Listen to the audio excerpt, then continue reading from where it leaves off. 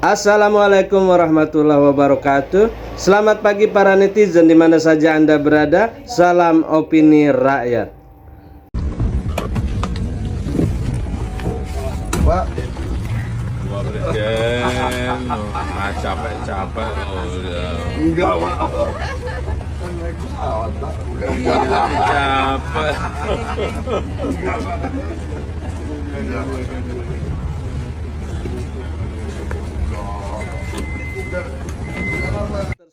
Pergantian pimpinan KPK sejatinya dilaksanakan Desember 2024. Kalau dari timelinenya, Pak Prabowo yang seharusnya ambil bagian dalam keputusan strategis ini. Tapi, urusan memilih pimpinan KPK ternyata masih diurus oleh Pak Jokowi.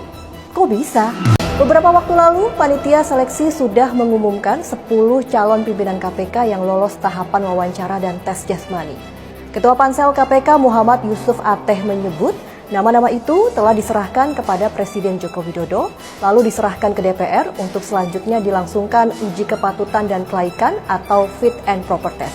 10 nama capim KPK yang lolos wawancara dan tes jasmani itu adalah, yang pertama ada Agus Joko Pramono yang merupakan mantan wakil ketua BPK, kedua Ahmad Alamsyah Saragih, mantan anggota Ombudsman RI, dan yang ketiga Joko Purwanto, Kapolda Kalimantan Tengah atau dari Kepolisian Republik Indonesia. Yang keempat, Fitroh Roh Cahyanto, mantan Direktur Penuntutan KPK atau Kejagung. Yang kelima, ada Ibnu Basuki Widodo, Hakim Tinggi Pemilah Perkara Pidana Khusus MA. Keenam, Ida Budianti, mantan anggota DKPP. Ketujuh, Johanis Tanak, Wakil Ketua KPK. 8. Michael Rolandi Cesnanta Brata, Kepala BPKD DKI Jakarta. Ke-9 ada Pungki Indarti, Komisioner Kepolisian Nasional atau Kompolnas. Dan yang terakhir, ke-10, Komjen Setio Budianto, Irjen Kementan dari Kepolisian Republik Indonesia. Sikap skeptis muncul dari sejumlah pihak sejak ke-10 nama ini dimunculkan. Bukan tanpa sebab, intensi nama-nama di atas menggambarkan jika pemilihan nama itu dianggap tidak masuk akal, khususnya masih terlibatnya Presiden Jokowi dalam memilih siapa yang berhak menjadi nahkoda lembaga anti rasuah itu. Koordinator Masyarakat Anti Korupsi Indonesia MAKI, Boyamin Saiman melayangkan surat somasi terhadap Presiden Joko Widodo agar tidak menyerahkan hasil pansel calon pimpinan KPK dan calon Dewas KPK kepada DPR. Menurut Boyamin, Presiden terpilih Prabowo Subianto yang berhak untuk menyerahkan hasil pansel tersebut kepada DPR.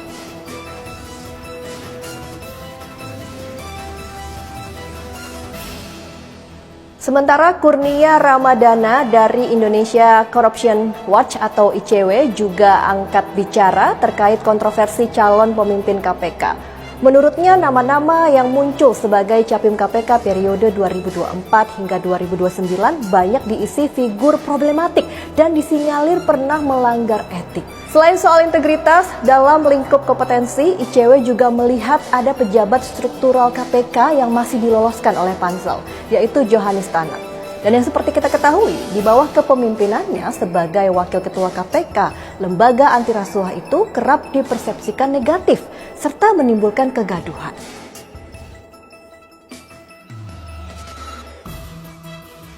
Pengamat hukum tata negara juga mengatakan jika sejak awal pemilihan capim KPK hampir tidak mungkin bebas dari unsur politis. Tapi dia kalau dalam soal seleksi capim tinggal di ujungnya aja nih. Ya. Dia tinggal tanda tangan Kepres doang, yang seleksinya tuh Jokowi nih.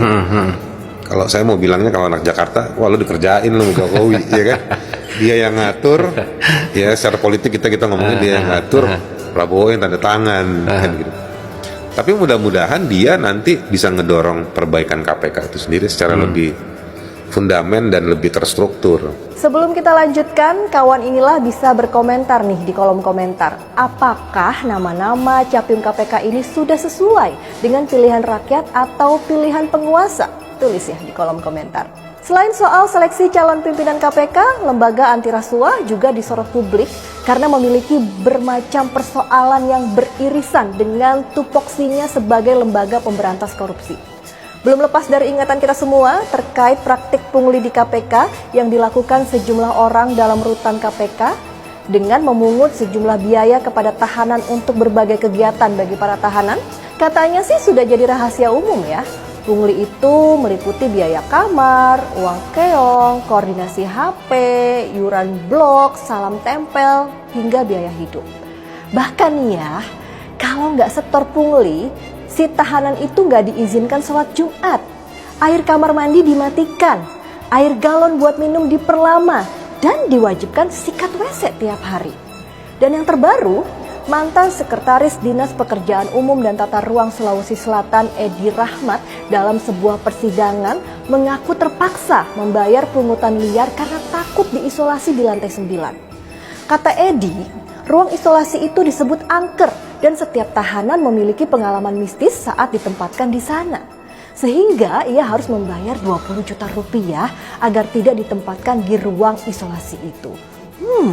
Ada-ada aja ya kawan inilah. Mungkin setelah dapat uang 20 juta hantunya kabur kali ya. Lucu loh itu. Ironisnya, di Januari 2024 silam, Komisi Pemberantasan Korupsi pernah berjanji kepada masyarakat Indonesia akan melakukan pembenahan tata kelola rumah tahanan KPK setelah Dewan Pengawas mengungkap praktik pungutan liar atau pungli di rutan KPK. 93 pegawai KPK dijadikan tersangka karena diduga terkait dengan praktik pungli dengan perkiraan nilai pungli mencapai 6,148 miliar rupiah. Wow. Melalui juru bicara KPK Ali Fikri, terjadinya pungli di dalam rutan KPK disebabkan oleh adanya celah sistem yang dimanfaatkan oleh oknum untuk mencari keuntungan. Berbagai temuan dalam kasus pungli di rutan KPK kali ini akan menjadi pembelajaran untuk mencegah terjadinya hal serupa di masa depan.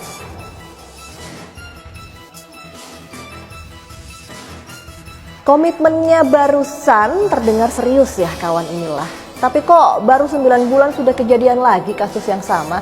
Apa jangan-jangan si paling oknum kemarin gak dikasih hukuman yang bisa berefek jerah? Atau jangan-jangan oknumnya banyak, jadinya kejadiannya terus tuh kasus pungli di rutan. Pada akhirnya istilah ikan busuk dari kepala bisa berlaku untuk gambaran peristiwa di atas. Jadi, kalau mau KPK dan orang-orang di dalamnya punya integritas dan bebas korupsi, maka wajib hukumnya mencari pemimpin KPK yang memiliki mental serta perilaku anti korupsi. Masa lembaga pemberantasan korupsi justru menjadi ladang subur bagi langgengnya perilaku korup? Saya Restulan dari pamit. Pimpinan KPK baru, ini yang milihin Jokowi loh. Ya. Makanya salah satu yang harus dilakukan. Menarik. Iya kan? Panselnya kan panselnya Pak Jokowi. Iya. Terus 10 nama dikirim ke DPR. Pas Prabowo belum dilantik. Jadi di ujungnya Jokowi banget. Jadi ini orangnya Jokowi nih. Jadi salah satu cara menurut saya kalau misalnya Prabowo ingin membuktikan saya punya bayangan nih gimana ke depannya pemberantasan korupsi, harusnya tuh partainya di DPR tolak semuanya. 10 calon itu yang udah dipilihkan oleh Jokowi. Tapi Pak Jokowi intensinya memang mau merusak KPK gitu. TNI dan Menteri Agama kita sampaikan hal yang paling tajam dan kejam soal Prabowo. Tapi hal yang positif juga harus disampaikan, Pak. Assalamualaikum warahmatullahi wabarakatuh. Selamat sore dan salam sejahtera untuk kita semua. Ngomong-ngomong tentang Pak Prabowo, memang kita paham ya. Pasti semua kita bertanya-tanya, ngomongnya kok bagus luar biasa, tapi kok yang dilakukan nggak seperti itu ya, gitu ya. Gitu. Nah, tapi saran saya memang pasti sikap kita sama. Kita tidak bermaksud mengecilkan Pak Prabowo, karena takutnya kalau kita kecilkan dia, ada orang lain yang senang sekali. Tapi juga tidak boleh kita tidak memberikan masukan, harus beri masukan dan kritik gitu ya. Saya setuju dengan sarannya Pak Mentor tadi, Pak Mentor. Ya, ini teman saya dari dulu ya, juga teman Pak Luhut. Memang kita tidak usah nunggu selama Pak Prabowo ada di sana, ada di luar sana. Menurut saya kumpulkan betul data-data tentang korupsi itu. Kita angkat rame-rame tanpa henti, kita perbanyak, kita terus kemana-mana kita buat, sehingga Pak Prabowo betul-betul akan terdukung. Karena seperti yang pernah saya sampaikan, beberapa teman dekat Pak Prabowo mengatakan sama dengan dibilang Pak Betor tadi, tolong bantu saya lah, bantu saya gitu ya, gitu kira-kira begitulah ya. Sehingga waktu saya di depan forum Tanah Air juga saya katakan, kita harus membangun kondisi di luar sehingga Pak Prabowo mau tidak mau terdukung untuk melakukan sesuatu. Kalau enggak dia seperti sendirian aja nih gimana gitu ya. Saya cocok tadi kembali, tolonglah ada yang betul-betul menguasai data-datanya tentang korupsi-korupsi yang di dekat dia itu, tolong posting dan kita sebarkan kemana-mana terus tanpa henti, sehingga Pak Prabowo mau tidak mau akan punya kekuatan untuk mengambil langkah-langkah. Kemudian memang juga ada beberapa teman di dekat Pak Prabowo juga berusaha memacu beliau. Pak, Bapak sudah kalah 1 kali waktu jadi calon wapres, sudah kalah 2 kali waktu jadi calon presiden. Nah ini kesempatan Bapak menunjukkan bahwa ini saya Prabowo dan saya akan berbuat yang terbaik untuk bangsa ini. Tunjukkan Pak, kita bilang begitu ya. Ada yang memacu mengatakan, ada teman-teman mantan Kopassus mengatakan, Pak, kan di Kopassus Bapak selalu mimpin lagu, lebih baik pulangnya nama daripada kalah di medan laga. Pak, saat ini Bapak tunjukkan, lebih baik pulang nama daripada Bapak gagal membangun bangsa ini ke depan. Teman-teman Kopassus mencoba menggugah beliau seperti itu. Tapi saya yakin kalau kita semua pun juga menggugah beliau, insya Allah beliau akan berani untuk mengambil langkah-langkah tindakan. Dan dari melihat apa yang terjadi, kita tahu sekali lah, kira-kira memang ya pastilah, karena beliau pun punya beberapa catatan negatif ya. Mungkin saja bisa dibilang ya, nanti kalau Bapak begini akan saya buka ini, saya buka itu. Tapi udah nggak waktunya lagi lah, buka lah. Tapi yang penting saya membangun bangsa ini. Itu yang kita dorong kepada Bapak Prabowo. Pak, lebih baik pulang nama daripada kalah di medan laga. Itu yang kita dorong beliau untuk melakukan itu. Saya kira itu yang saya sampaikan pada kesempatan ini, bahwa apapun yang kita sebut tentang Pak Prabowo tidak kita maksudkan untuk menjatuhkan dia, justru kita maksudkan untuk beliau lebih kokoh dalam memimpin bangsa ini. Karena kalau kita sampai menjatuhkan beliau, sama saja dengan menyenangkan fufu papa. Terima kasih. Billahi taufik wal hidayah. Assalamualaikum warahmatullahi wabarakatuh. Tetapi kita tetap menguasai. Sudah tidak berkuasa, tapi tetap menguasai. Itulah yang terjadi pada pertemuan Solo. Dia sudah tidak lagi berkuasa, tapi kenapa tetap menguasai? Nah, jadi ini yang menjadi pertanyaan. Ada apa dengan Prabowo? Itu yang patut kita ambil. Jadi kita di sini bukan untuk menjatuhkan Prabowo, jangan. Karena kalau dia dijatuhkan, kesenangan si Fufu Fafa itu, ya, itu yang dia tunggu. Sama seperti kemarin, sebelum berangkat, dia sudah mau digadang-gadang akan menggantikan posisi sebagai presiden in acting, gitu ya, acting presiden. Tapi ternyata Prabowo tahu tidak.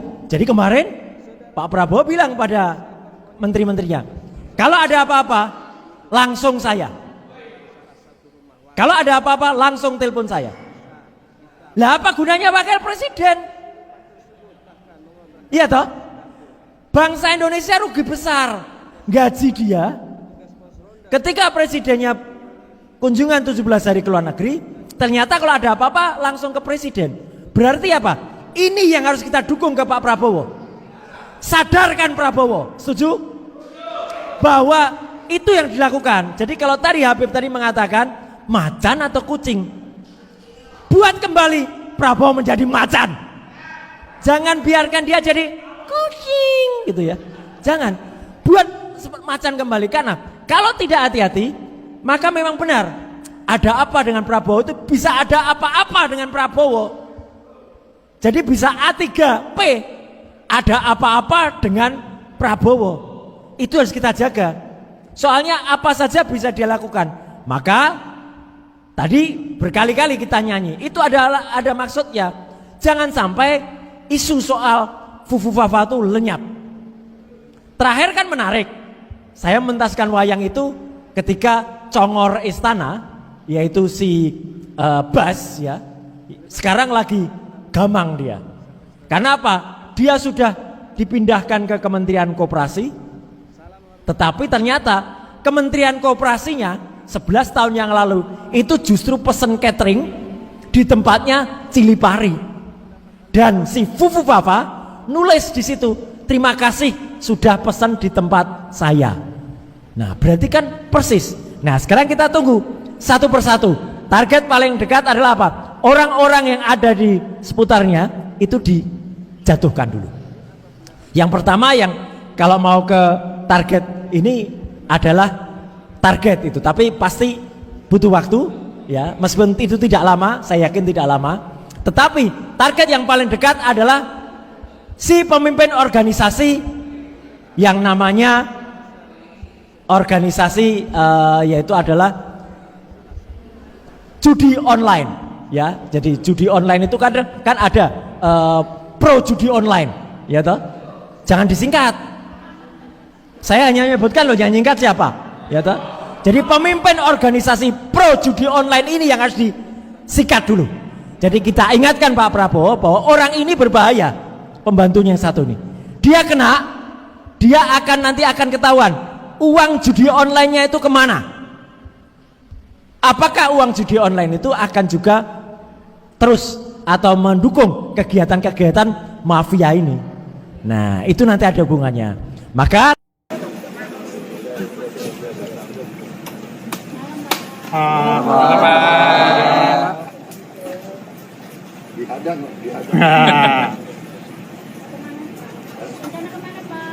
Kemana? Acara apa Pak? Saya nggak tahu, jalan di Solo. Itu boleh ya Pak? Temukan kan ya Pak?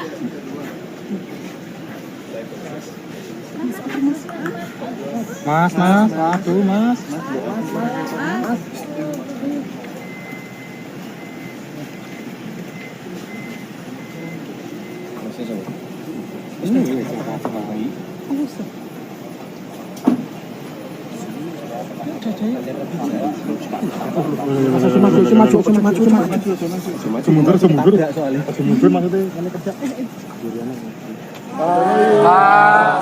Bapak Presiden.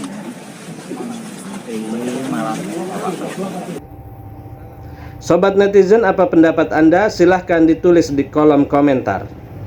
Terima kasih telah menyaksikan video ini sampai selesai. Salam hormat. Wassalamualaikum warahmatullahi wabarakatuh.